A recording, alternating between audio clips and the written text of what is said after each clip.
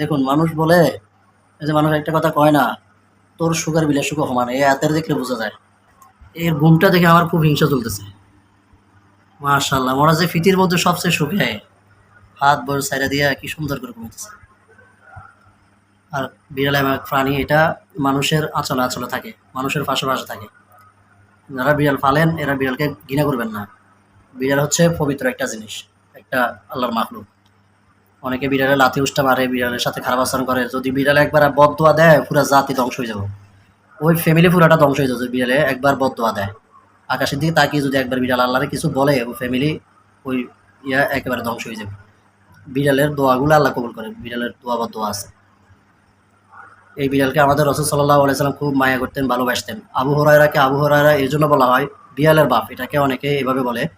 ওনার আস্তিন থেকে একটা বিড়ালের ছানা যখন টপ করে বাইরে নিচে পড়লো, তখন থেকে সাহাবায়ে কেরাম এবং আল্লাহ রাসূল সাল্লাল্লাহু আলাইহি ওয়াসাল্লাম মুচকি হাসি দিয়ে বলল, বিড়ালের বাপ।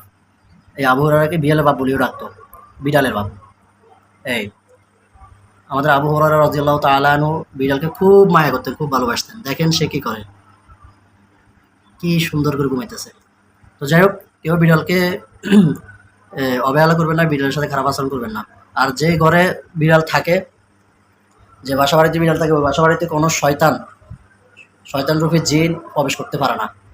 খুব ভয়ানক, কারণ এই বিড়াল সবই দেখতে পায়। আর বিড়ালকে জিনরা খুব ভয় করে। তবে হ্যাঁ, কালো বিড়াল যদি দেখেন, ও কালো বিড়ালটাকে আপনারা তাড়া করবেন, কারণ কালো বিড়ালের সাথে নাকি শয়তান ভর করে। আর খারাপ জিন্নাতগুলা কালো বিড়ালের রূপ ধরে বেশি। এই জন্য কালো বিড়াল না ঘরে না রাখার চেষ্টা করবেন। এই ধরনের বিড়ালগুলো ঠিক আছে, এগুলোর ব্যাপারে কোনো কিলোকাল নেই।